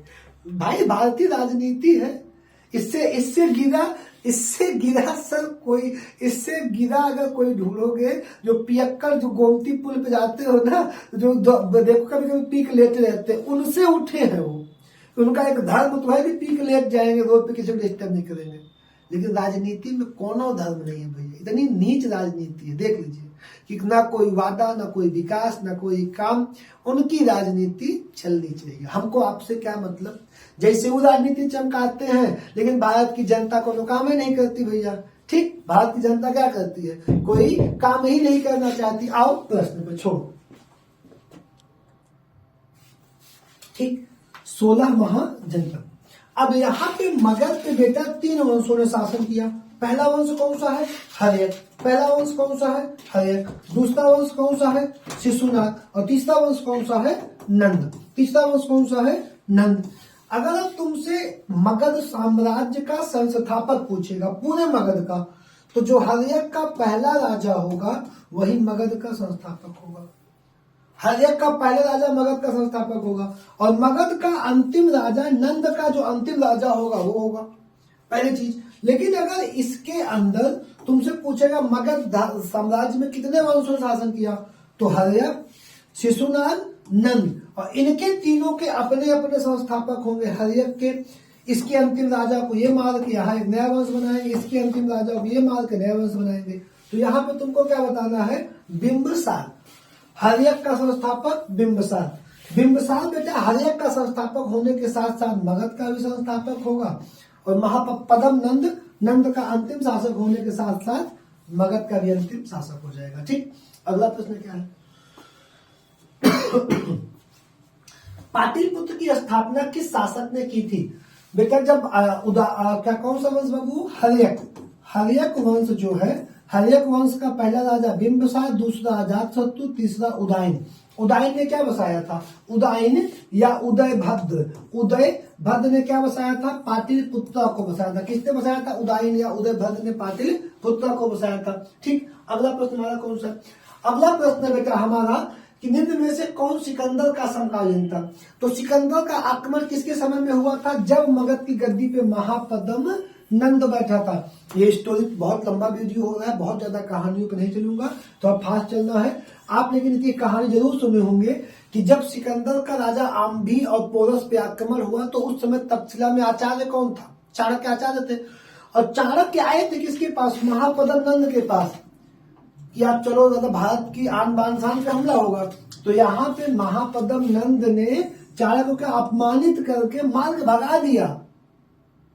तो चाणक्य अपनी शिखा बांधेंगे कि जब चाणक्य शिखा बांध लेंगे, अब तब शिखा खोलूंगा जब किसका? मगध का नाश कर दूंगा। तो यहाँ पे वही पूरी घटना है कि चंद्रगुप्त मौर्य और चाणक्य ने मगध साम्राज्य के अंतिम राजा की हत्या करके नए साम्राज्य मौर्य वंश की नींव डाली। ठीक, तो सिकंदर के समकालीन कौन हो जाएगा? महापद्म नंद हो जाएगा बेटा। कौन हो जाएगा? महापद्म नंद हो जाएगा। कौटिल्य प्रधानमंत्री थे। कौटिल्य किसके प्रधानमंत्री थे? बेटा ये मौर्य वंश प्रारंभ हो गया। पहला राजा कौन था? चंद्रगुप्त मौर्य। दूसरा राजा था बिंदुसार। तीसरा राजा था अशोक। चौथा राजा था सुसीम या सुमन।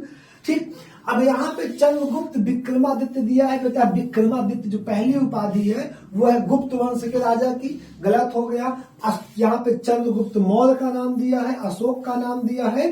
तो अगर यहाँ पे चंद्रगुप्त मौर्य के बेटे बिंदुसार का नाम देता, किसका नाम? बिंदुसार का नाम देता, तब मामला फंस जाता, क्योंकि कौटिल्य कुछ समय तक बिंदुसार के भी प्रधानमंत्री थे। और वैसे किसके थे? चंद्रगुप्त मौर्य के प्रधानमंत्री कौन थे? कौटिल्य चाणक्य थे। कौटिल्य कौन? चाणक्य थे। विष्णुगुप्त उन्हीं का मूल नाम है। पाटलिपुत्र में स्थित चंद्रगुप्त मौर्य का महल, अब आपको बता दें, प्राचीन भारत के इतिहास में लकड़ी का महल भैया बनवाया था चंद्रगुप्त मौर्य ने। और मध्यकालीन भारत में लकड़ी का महल बना था फिरोज शाह नहीं, एक गलती होगी, गयासुद्दीन तुगलक का। कहाँ पे? तुगलकाबाद में, जहां पे गिरने से तुगलकाबाद में क्या गयासुद्दीन तुगलक की मौत होगी। तो यहाँ पे क्या कर दोगे? लकड़ी का, प्राचीन भारत में लकड़ी का महल कौन बनवाएगा? चंद्रगुप्त मौर्य बनवाएगा। कौन बनवाएगा? चंद्रगुप्त मौर्य बनवाएगा। ठीक है ना। अगला प्रश्न देखो। अगला प्रश्न है बेटा, मौर्य प्रशासन में राजस्व संग्रह का अधिकारी कौन था? कौन सा अधिकारी मौर्य के प्रशासन में राजस्व को इकट्ठा करता था? कर को संधिकर्ता, प्रतिष्ठा, युक्त या समाहर्ता? तो बेटा समाहर्ता क्या करता था? राजस्व को इकट्ठा करता था। कौन करता था राजस्व को? मौर्यकालीन शासक को अमित्र घात कह के किसको पुकारा गया? अमित्र घात कह के किसको पुकारा गया बेटा? तुमको बताना है यहाँ पे। तो निम्नलिखित में से अमित्र घात कह के पुकारा जाता था बिंदुसार को, वीरदत्त को, सूर्यभद्र को। तो जो चंद्रगुप्त मौर्य पहला राजा था, उसका बेटा था बिंदुसार, इसका बेटा गद्दी बैठा अशोक। तो बिंदुसार की बेटा उपाधि क्या थी? बिंदुसार की उपाधि थी। बिंदुसार की क्या उपाधि थी? अमित्र घात की उपाधि थी बेटा। किसकी उपाधि थी? अमित्र घात की। अगला प्रश्न है, अशोक के अभिलेखों और ब्राह्मणी लिपि को सर्वप्रथम किसके द्वारा पढ़ा गया था? ठीक, किसके द्वारा पढ़ा गया था? अलेक्जेंडर कनिंघम से हिंदू संबंधित है, जेम्स मैक्समुलर हुइलर नहीं। किसके द्वारा? जेम्स प्रिंसेप के द्वारा पढ़ा गया था। एक प्रश्न यहाँ पे बहुत अच्छा बनेगा, किसके द्वारा खोजा गया था? पढ़ना पहले खोजेंगे तब ना पढ़ेंगे। तो खोजा किसके द्वारा गया था? टिफ लैंथर महोदय के द्वारा। किसके द्वारा बेटा? टिफ लैंथर महोदय के द्वारा। टिफ लैंथर महोदय के द्वारा खोजा गया था और जेम्स प्रिंसेप के द्वारा भैया पढ़ा गया था। किसी को कोई दिक्कत नहीं। आगे बढ़ो। अगला प्रश्न है, मौर्य वंश के बाद किस वंश का उदय हुआ? अब यहाँ पे बहुत ध्यान से समझो। मगध से अगर हम तुमसे बात करें बेटा, मगध बिहार से, तो पहला वंश हर्यक, शिशुनाग, नंद। नंद के बाद मौर्य, और मौर्य के अंतिम राजा बृहदत्त की हत्या पुष्यमित्र शुंग ने करके शुंग वंश की नींव डाली। यहाँ पे इतिहास का टॉपिक चेंज हो गया। कौन सा बदल गया? इतिहास का टॉपिक बन गया मौर्योत्तर काल। मौर्य के बाद बीता हुआ समय मौर्योत्तर काल। शुंग वंश किसने नींव डाली? पुष्यमित्र शुंग ने। तो यहाँ तुम क्या बताओगे? शुंग। और शुंग के बाद, शुंगों के पतन के बाद कौन आया? कण्व आया। कौन आया? कण्व आया। और कण्वों के पतन के बाद सातवाहन आए। सातवाहन आए। तो यहाँ पे हो गया 1 2 3 4 5 6 7, और सातवाहन आए। और सातवाहनों के बाद कौन आया? गुप्त आया। तो यहाँ पे मगध पे कितने बार राजवंशों ने कुल शासन किया? 8 राजवंशों ने शासन किया। मौर्य के बाद कौन आया? शुंग आए। कौन आए बेटा? शुंग हो जाएंगे। हमारा क्या हो जाएगा? शुंग हो जाएगा। ठीक। अगला प्रश्न है, निम्न में से किस शासक ने सबसे पहले सोने के सिक्के जारी किए? सोने के सिक्के। अभी आपको मैंने बताया कि बेटा मौर्य के पतन के बाद इतिहास का अगला टॉपिक आया मौर्योत्तर काल। बहुत रफ्तार से पढ़ा रहा हूँ, कारण यह है कि वीडियो बहुत लंबा है। मैं चाहता हूँ जितना डाटा तुमको मिल जाए। मौर्योत्तर काल में बेटा 2 प्रकार के वंश आए। पहला वंश आया देशी, दूसरा वंश आया विदेशी। देशी वंश में 3 लोग थे। शुंग थे, कण्व थे और सातवाहन थे। कौन थे? सातवाहन। विदेशी में सबसे पहला था इंडो ग्रीक, जिसे तुम यूनानी कहोगे। उसके बाद कौन है? यहाँ पे क्या है? हिंदी, जिसे तुम हिंद यवन कहोगे, ये हो जाएगा। फिर पहलव हो जाएगा, फिर शक हो जाएगा, फिर कुषाण हो जाएगा। और कुषाण में सबसे पहले आएगा कुजुल कल्फियस, बिम कल्फियस, तब आएगा कनिष्क। और सबसे पहले सिक्का किसने चलाया? यहाँ दिया है हिंद यवन, शक, कनिष्क या हर्ष। तो यहाँ पे तुम्हारे सामने कोई ऑप्शन नहीं है टिक लगाने का। किसके अलावा इन्होंने कहा कि सबसे पहले सोने का सिक्का किसने जारी किया? तो यहाँ पे जो किताब से बनाया है, कहीं कहीं पे हिंद यवन लेके आते। बेटा हिंद यवन गलत है। भारत में सबसे पहले सोने का सिक्का कुषाणों ने जारी किया। किसने जारी किया? कुषाणों ने।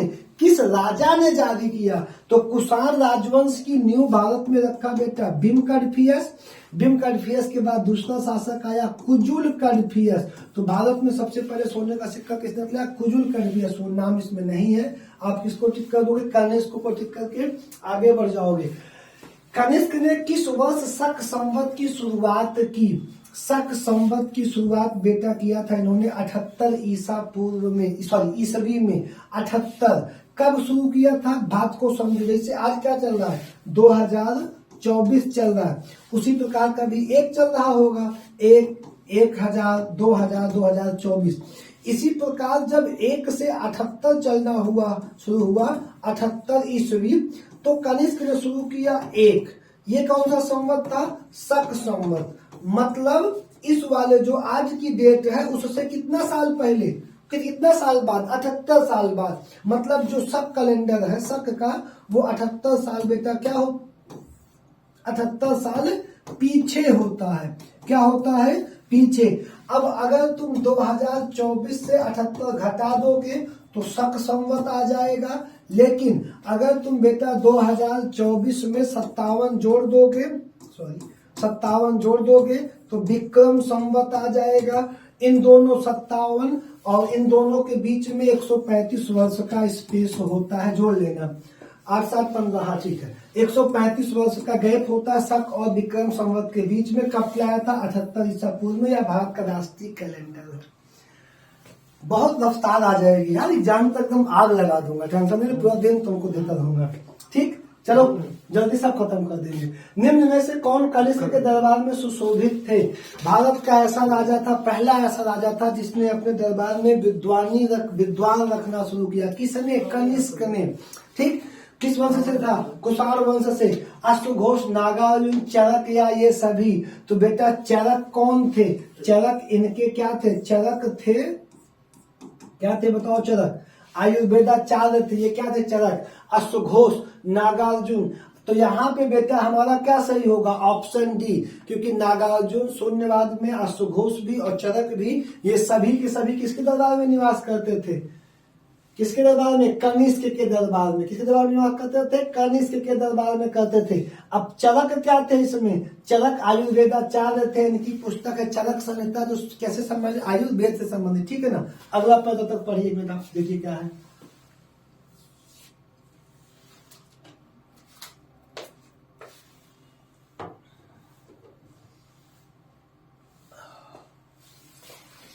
चरक संहिता किससे संबंधित है? कौन सा संहिता बेटा? चरक संहिता किससे संबंधित है? 1 मिनट पहले शायद तुमको जवाब दिया हूं, अब बता ही सकते हो कि हमको जवाब देना पड़ेगा इसका कि नहीं देना पड़ेगा, इसको तुम बता दो। चिकित्सा से संबंधित है, आयुर्वेद से संबंधित है। अगला प्रश्न, गुप्त वंश के संस्थापक कौन थे? गुप्त वंश का संस्थापक कौन था? अब देखो चंद्र कौन सा समाप्त हुआ? मौर्योत्तर समाप्त हुआ, चंद्रगुप्त, सॉरी गुप्त काल, श्रीगुप्त। अब यहाँ पे क्या पढ़ोगे? श्रीगुप्त, श्रीगुप्त के बाद घटोत्कच, इन दोनों की, घटोत्कच के बाद चंद्रगुप्त प्रथम, चंद्रगुप्त के बाद समुद्रगुप्त, समुद्रगुप्त, समुद्रगुप्त के बाद एक कमजोर शासक बनेगा रामगुप्त, रामगुप्त के बाद चंद्रगुप्त द्वितीय विक्रमादित्य, चंद्रगुप्त द्वितीय विक्रमादित्य, चंद्रगुप्त विक्रमादित्य के बाद कौन बनेगा? कुमारगुप्त महेंद्रादित्य, कुमारगुप्त महेंद्रादित्य, और कुमारगुप्त महेंद्रादित्य के बाद कौन बनेगा? क्रमादित्य, क्रमादित्य। ठीक, अब यहाँ पे श्रीगुप्त की जो बेटा उपाधि है, ये महाराज की उपाधि है। महाराज किसकी महाराज उपाधि होती थी उस समय? सामंत की। ये कहा जाता था कि ये सातवाहनों के क्या थे? सातवाहन के सामंत थे श्रीगुप्त घटोत्कच। पहला वास्तविक राजा कौन था? चंद्रगुप्त। लेकिन संस्थापक पूछा है, अगर यहाँ पे वास्तविक संस्थापक पूछता तब तुम चंद्रगुप्त को टिक मारते, लेकिन संस्थापक पूछा है, तुम किसको टिक मारोगे? तुम ऑप्शन किसको? सी को टिक मारोगे। किसको? श्रीगुप्त को टिक मारोगे। अगला प्रश्न, भारत का नेपोलियन किसे कहा जाता है? भारत का नेपोलियन समुद्रगुप्त को कहा जाता है। किसको कहा जाता है? चंद्रगुप्त के बाद दूसरा राजा बैठा। एग्जाम में जाना है तो एक बार बेटा इसके सिक्के जरूर देख लेना। ठीक, बीड़ा प्रकार, दागधानन प्रकार, सारे सिक्के इसके तुम जरूर देख लेना। किसके? समुद्र गुप्त के। ठीक, जैसे नव दाम्पत्य सिक्का चंद्रगुप्त मौर्य विवाह के पक्ष में जारी करेगा। बीड़ा का उत्सव, परशु सिक्का, गरुड़ सिक्का, मौर्य सिक्का। अब सिक्का बहुत इंपॉर्टेंट है गुप्त काल का। ठीक है ना, जब जारी कर लेना, टाइम बहुत हो जाएगा। कुमार संभवम महाकाव्य की गुप्त काल के कवि है कालिदास, और इनकी कुल कितनी रचनाएं हैं बेटा? 7 रचनाएं हैं। 7 रचनाएं हैं, जिनमें एक क्या है? कुमार संभवम। किसकी रचना है बेटा? कालिदास की रचना हो जाए कुमार संभवम। गुप्त कालीन बौद्ध शिक्षा का महान केंद्र कौन सा था? गुप्त काल में बौद्ध शिक्षा का महान केंद्र क्या था? अयोध्या, नासिक, नालंदा, उज्जैन। तो यहाँ कहाँ तो हो जाएगा? बिना क्वेश्चन देखे तो बता दोगे नालंदा भी है, ठीक है। नालंदा में कौन सा? नालंदा में। अयोध्या में है नहीं, नासिक में है नहीं, उज्जैन में है नहीं, कहाँ हो जाएगा? नालंदा में हो जाएगा बेटा। अगला प्रश्न क्या है? हर्षवर्धन ने अपनी राजधानी कहाँ बनाई? ये बहुत पॉपुलर प्रश्न है। यहाँ पे एक जगह लिखा जाएगा थानेश्वर, जहां इनके पिताजी की राजधानी थी। एक लिखा जाएगा कन्नौज। तो कन्नौज इनकी बहन की शादी हुई थी, वहीं बाद में साम्राज्य स्थापित करेंगे। इनके कोई संतान नहीं थी, जिनके इनके मरने के बाद वर्धन वंश का समाप्त हो जाएगा और कन्नौज भी विघटित हो जाएगा। उसको प्राप्त करने के लिए 3 लोग क्या करेंगे? त्रिगुट युद्ध होगा। आगे इसके हो सकता क्वेश्चन हो, आगे बात करेंगे अभी। तो यहाँ पे क्या ठीक करोगे तुम? कन्नौज कर दोगे। आगे बढ़ जाओ जल्दी से। अगला प्रश्न, हर्ष साहित्य की रचना किसने की थी?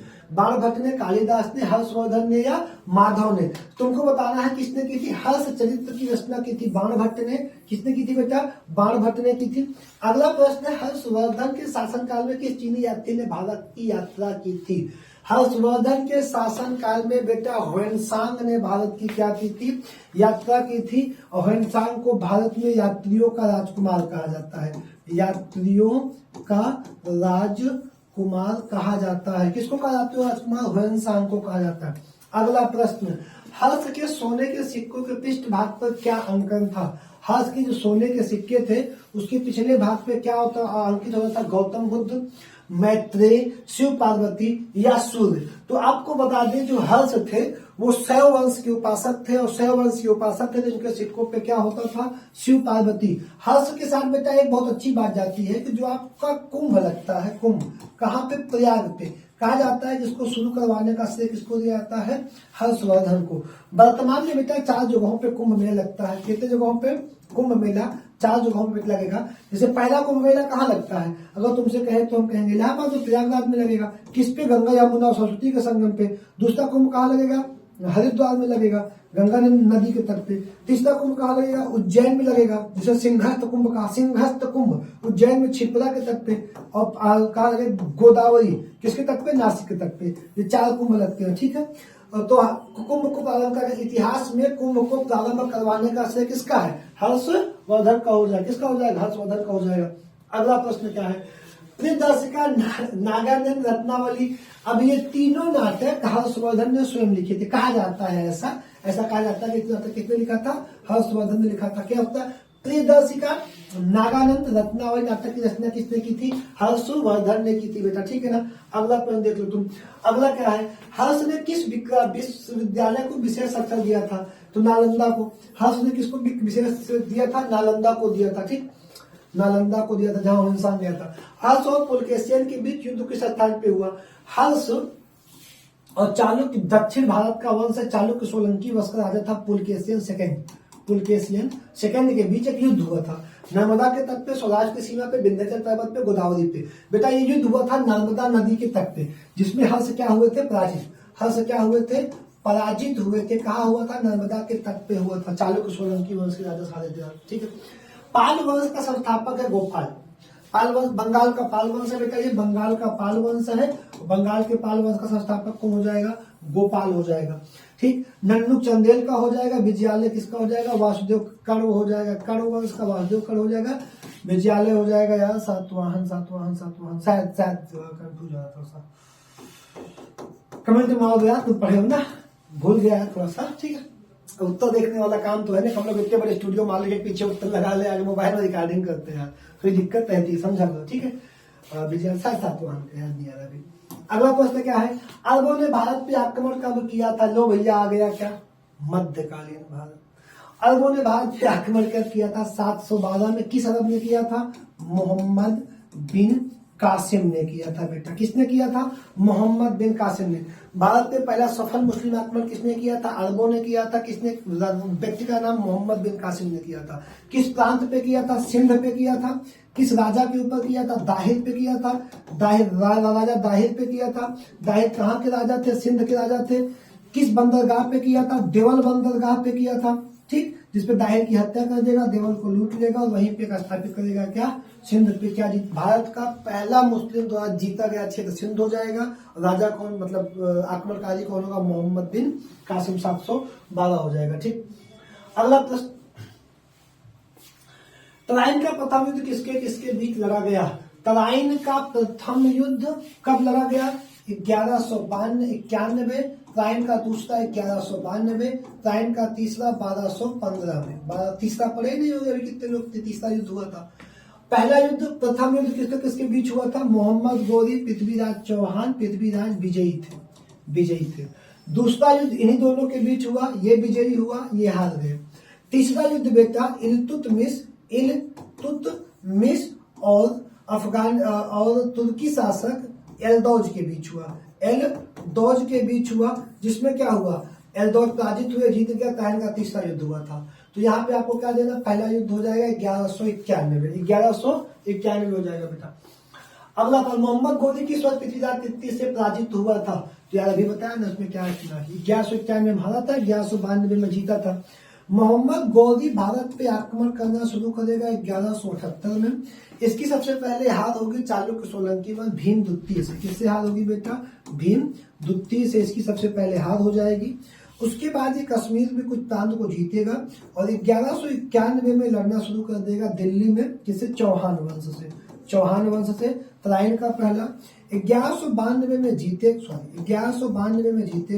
1194 में यह पराजित करेगा जयचंद्र को। किसको पराजित करेगा, जयचंद्र को पराजित करेगा। किस युद्ध में, चंद्रावत के युद्ध में। और इसी के बाद अगर आपसे पूछता है कि भारत में मुस्लिम सत्ता की स्थापना कब हुई, और अगर ऑप्शन में 1194 है तो तुम 1194 को टिक करोगे, और अगर ऑप्शन में 1192 ही 94 नहीं है, तुम क्या करोगे, 1192 को टिक करके आगे बढ़ जाओगे। ठीक, आगे बढ़े, चलो अगला प्रश्न क्या है हमारा। अगला प्रश्न है, लाख बख्श उपाधि किसकी थी। अब लाख बख्श, लाखों का दान देने वाला, तुम सब ने पढ़ा होगा दिल्ली सल्तनत, दिल्ली सल्तनत पे कितने वंश आए बेटा, गुलाम वंश, दूसरा खिलजी वंश, तीसरा तुगलक वंश, चौथा सैयद वंश, पांचवा लोदी वंश, है ना। गुलाम वंश 1206 से 1290, खिलजी वंश 1290 से 1320, तुगलक वंश 1320 से 1414, सैयद वंश 1414 से 1451, लोदी वंश 1451 से 1526। गुलाम वंश में पहला राजा क्या है, कुतुबुद्दीन ऐबक है, इसी की उपाधि है लाख बख्श है, इसे दिल्ली सल्तनत का संस्थापक भी कहा जाता है। गुलाम वंश में कुतुबुद्दीन ऐबक को दिल्ली वंश का संस्थापक कहा जाता है, या लाहौर की गद्दी पे बैठा, इसने अपनी राजधानी लाहौर बनाई थी। ठीक ना, क्लियर, चलो आ जाओ। अब यहाँ पे अगर तुमको रिवीजन करना है तो यहाँ से तुम 4 नाम उठा लेना, बता दे रहा हूँ। पहला नाम उठा लेना कुतुबुद्दीन ऐबक, दूसरा नाम इल्तुतमिश, तीसरा रजिया और बलबन। इसमें रिवीजन करना होगा तो खिलजी में सिर्फ और सिर्फ एक नाम तुम उठाना, अलाउद्दीन खिलजी। ठीक, तुगलक में रिवीजन करना है तो मोहम्मद बिन तुगलक, फिरोज शाह तुगलक, और सैयद में कोई रिवीजन मत करना, छोड़ टाइप करके छोड़ दो। और लोदी में करना होगा तो सिकंदर लोदी, आगरा बसाया, इब्राहिम लोदी। अब ध्यान रखना, टाइमिंग सबकी टाइमिंग पूछ लेता है, क्रम पूछ लेता है, कौन सा वर्ष कितने दिनों तक बैठा, तो 96 साल तक तुगलक बैठा था सबसे ज्यादा, और 30 साल तक लोदी बैठा सबसे कम, 37 साल तक सैयद बैठे थे। ठीक, चलो आगे आ जाओ। अगला प्रश्न है कि 2.5 दिन का झोपड़ा का निर्माण करवाया था। 2.5 दिन का झोपड़ा नामक मस्जिद का निर्माण करवाया था इल्तुतमिश ने, रजिया ने, बलबन ने, कुतुबुद्दीन ऐबक ने। अपने सुल्तान बनने के पहले 2.5 दिन का झोपड़ा नामक मस्जिद का निर्माण किसने करवाया था, अजमेर में 2.5 दिन का झोपड़ा नामक मस्जिद कुतुबुद्दीन ऐबक ने बनवाया था। यह एक क्या थी, यह एक मठ था संस्कृत का, जिसको क्या किया, जिसपे चौहान वंश के एक राजा हैं, हरकेली की पंक्तियां लिखी गई हैं इस 2.5 दिन के झोपड़े पे। ठीक है, और ये क्या हो गया, कुतुबुद्दीन ऐबक को किसने बनवाया था, कुतुबुद्दीन ऐबक ने बनवाया था। अगला प्रश्न हो जाएगा, इल्तुतमिश द्वारा गठित तुर्कान चहलगानी, तुम पढ़े होगे दल चालीसा, क्या पढ़े होगे, दल चालीसा था। घुड़सवार चालीसा, मुख्य उत्तराधिकारी, व्यापारी संगठन, 40 सरदारों का एक दल, 40 सरदारों का एक दल था। एक गुप्त विभाग टाइप में रखा था इसने, किसे रखा था, इल्तुतमिश ने, ठीक। तो यहाँ पे इल्तुतमिश द्वारा तुर्कान चहलगानी बनाया गया था बेटा, ठीक। तुर्कान चहलगानी जब इल्तुतमिश ने बनाया था तो इसके बाद जब इसकी बेटी गद्दी पे बैठी रजिया सुल्तान, तो रजिया सुल्तान के समय दल चालीसा का मालिक इल्तुतमिश का बेटा रजिया का भाई बहराम शाह था। ये क्वेश्चन आता कौन था? बहराम शाह था। और अंतिम में जब बलबन आया गद्दी पे तो बलबन ने दल चालीसा को क्या कर दिया? समाप्त कर दिया। क्या कर दिया? समाप्त कर दिया। तो इल्तुतमिश ने बनाया और बलबन ने दल चालीसा को समाप्त कर दिया। अगला प्रश्न है, इकता प्रणाली पहली बार लागू की गई थी। इकता, इक्तेदारी, इक्तेदार इल्तुतमिश द्वारा चलाई गई यह प्रणाली थी। इकता, इक्तेदारी, इक्तेदार और मनसब, मनसबदारी, मनसबदार ये प्रणाली थी अकबर द्वारा चलाई गई। ये सैनिकों के लिए युद्ध में जीत, जब सैनिक राजा के साथ लड़ने जाते थे तो जो धन दौलत मिलता था उसे राजा रख ले, लेकिन जो जमीन मिलती थी वो सैनिकों में बांट दी जाती थी। इसे क्या कहते थे? इकता कहते थे, ठीक। किसने शुरू किया था? इल्तुतमिश ने इसको शुरू किया था बेटा। जीतल तथा टका नामक सिक्के किसने चलवाए थे? ठीक। चांदी का जीतल और तांबे का टका नामक सिक्के किस राजा ने चलवाए थे? इल्तुतमिश, बलबन, अकबर। इल्तुतमिश ने जीतल व टका नामक सिक्का चलवाया। चांदी का जीतल होता था, तांबे का टका होता था, ठीक।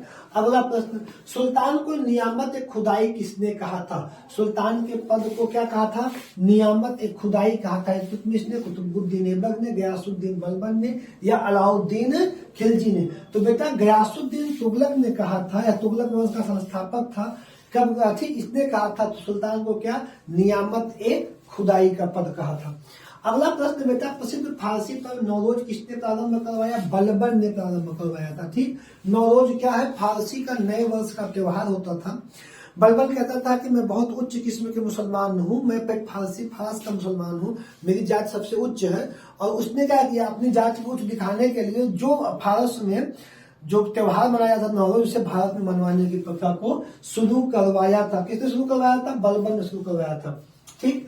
1266 में नसीरुद्दीन मोहम्मद की मृत्यु के बाद गद्दी पे नसीरुद्दीन मोहम्मद जो थे इल्तुतमिश की आखिरी संतान, अंतिम वंश था, ये इल्तुतमिश के वंश थे। इनकी हत्या बलबन ने की थी। इनकी हत्या कौन की थी बेटा? बलबन ने की थी। और इसके बाद क्या किया था? गद्दी पे बैठ गया। लेकिन अब यहाँ पे तुम्हारे साथ समस्या ये आई कि बलबन तुम्हारे ऑप्शन में है नहीं। अब तुम बलबन को ढूंढ रहे हो, बलबन नहीं। बेटा बलबन का मूल नाम बहाउद्दीन था। बलबन का मूल नाम क्या था? बहाउद्दीन था। बहाउद्दीन ने क्या किया? 1265 में गद्दी संभालेगा। 65 से 87 तक बलबन गद्दी संभालेगा। अगला प्रश्न, सिकंदर सानी की उपाधि, सिकंदर सानी या दूसरे सिकंदर की उपाधि धारण करने वाला बेटा सरदार था अलाउद्दीन खिलजी। कौन था? अलाउद्दीन खिलजी। ये उपाधि इसको किसने दिया था? तो आप कमेंट करके बता सकते हैं। अमीर खुसरो। अमीर खुसरो ने इसे क्या कहा था? रामेश्वरम विजय के बाद इसको उपाधि दी गई सिकंदर सानी।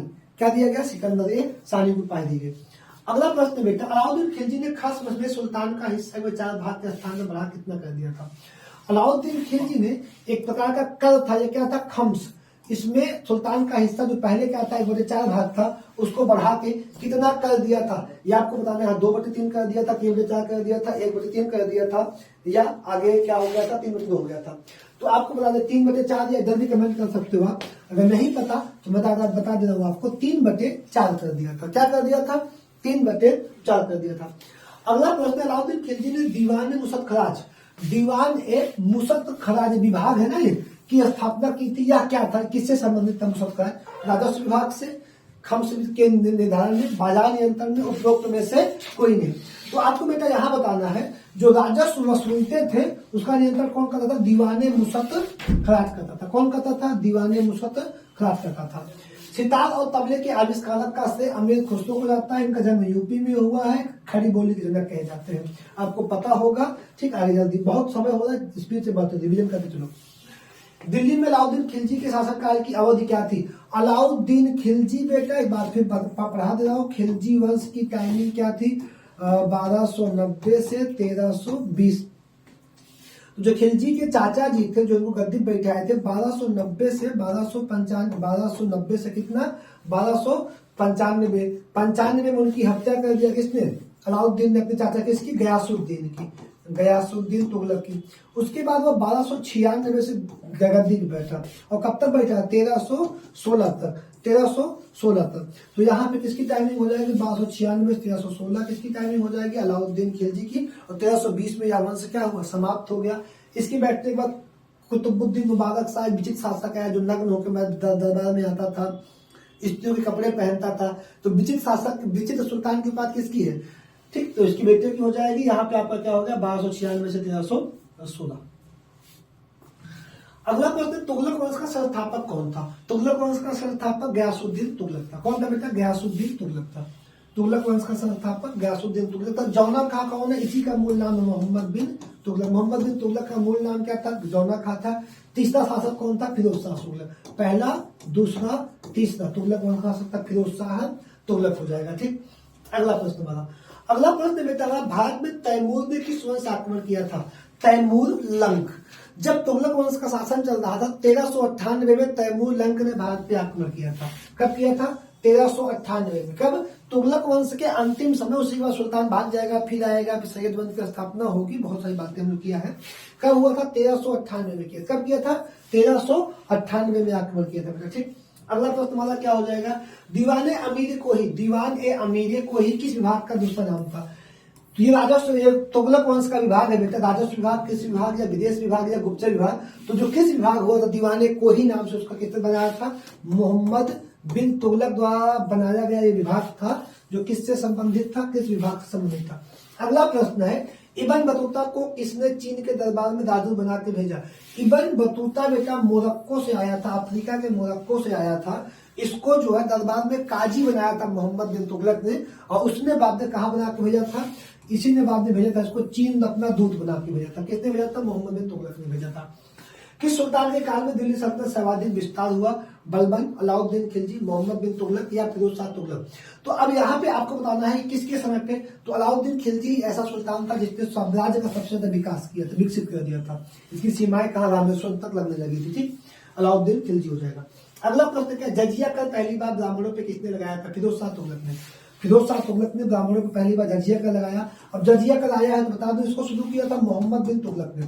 मोहम्मद बिन तुगलक सबसे पहले कहाँ लगा था? सिंध में लगा था। उसके बाद लगातार वसूला जाता रहा। फिर इस पे राजनीति करने कौन आया था? मोहम्मद बिन तुगलक के बाद इस पे आए थे फिरोज शाह तुगलक। फिरोज शाह तुगलक में जो दो जातियां बसती थी, ब्राह्मण और बौद्ध, उन ब्राह्मणों पे भी लगा दिया। क्या लगा दिया? जजिया का लगा दिया। जजिया का तो फिर अकबर ने क्या किया था? बंद किया था। फाइनली अकबर ने बंद किया। अकबर के बाद फिर औरंगजेब ने लगा दिया जजिया का। औरंगजेब ने फिर लगा दिया, और औरंगजेब के लगाने के बाद मोहम्मद शाह रंगीला ने फाइनल रूप से जजिया का क्या कर दिया था? बंद कर दिया था। उसने मोहम्मद शाह रंगीला ने, मोहम्मद शाह ये वसूल ही नहीं पाते थे, बंद क्या कर देंगे? इसमें इज्जत बच गई, अपने बंद कर दिए, वसूल नहीं पाते थे, शासन समाप्त हो चुका था। तो मोहम्मद बिन तुगलक, सॉरी यार एक गलती हो गई यहाँ पे, मोहम्मद बिन कासिम ने लगाया था बेटा। किसने लगाया था? कासिम ने। कासिम, फिर फिरोज शाह ब्राह्मण पे लगाएंगे, अकबर बंद करेंगे, फिर औरंगजेब लगाएंगे, फाइनल कौन बंद करेगा? मोहम्मद शाह रंगीला बंद कर देंगे। फिरोज शाह तुगलक द्वारा स्थापित दीवाने खैरात किससे संबंधित है? खैरात का मतलब बांटा, जो फ्री में बांटा जाए उसे खैरात कहते हैं। गरीबों की सहायता, रोजगार से, दवा खाने से उपरोक्त में से कोई नहीं। तो ये बेटा क्या? गरीबों की सहायता के लिए बनाया गया विभाग था दीवाने खैरात। ठीक, यहाँ पे दासों का होता है, दासों की सहायता के लिए दीवाने खैरात बना था। निम्न में से कौन सैयद वंश का संस्थापक था? खिज्र खां। खिज्र खां सैयद वंश का संस्थापक था। एक बेटा खिज्र खां, और एक नाम है, क्या नाम है उसका? कुतुबुद्दीन ऐबक। कुतुबुद्दीन ऐबक, ये दोनों लोगों ने बड़ी उपलब्धि की। ये दोनों लोग कभी सुल्तान नहीं बने थे। दिल्ली सल्तनत में ऐसे कौन है जो सुल्तान के तख्त नहीं बैठे थे? कुतुबुद्दीन ऐबक और खिज्र खां सुल्तान के तख्त नहीं बैठे थे। अगला, लोधी वंश का संस्थापक कौन था? लोधी वंश का संस्थापक बहलोल लोधी, सिकंदर लोधी, इब्राहिम लोधी, इनमें से कोई नहीं।